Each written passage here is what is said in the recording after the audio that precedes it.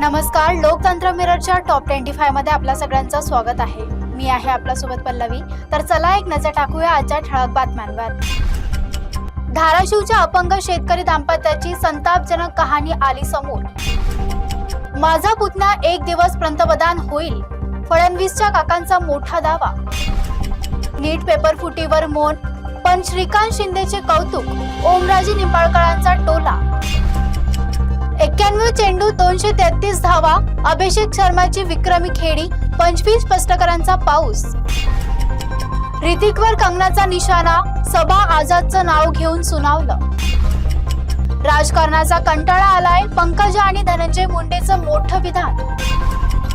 पाकिस्तानात आत्मघाती हल्ला, 8 पोलिसांसह 14 जणांचा मृत्यू, 22 जखमी। डोंबिवलीकरांसाठी आनंदाची बातमी, या महिन्यापासून सुरू होणार वॉटर मेट्रो। बाणेरमध्ये किरकोळ वादातून जीवघेणा हल्ला, 3घांना अटक।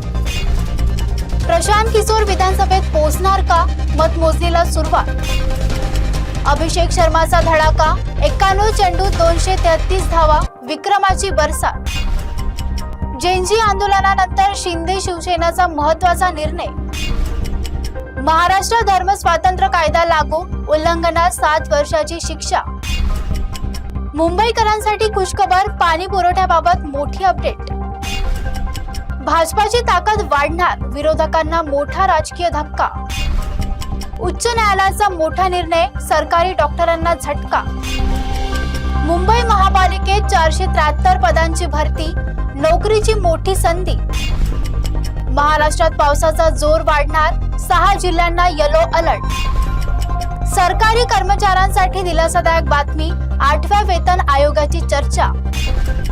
अभिनय सोडून शेतीत उतरला अभिनेता, आता कर्जाच्या विखड्यात। तुकाराम मुंडेच्या पथकाची धाड, संगमनेरमध्ये पाकिस्तानी वीज जप्त।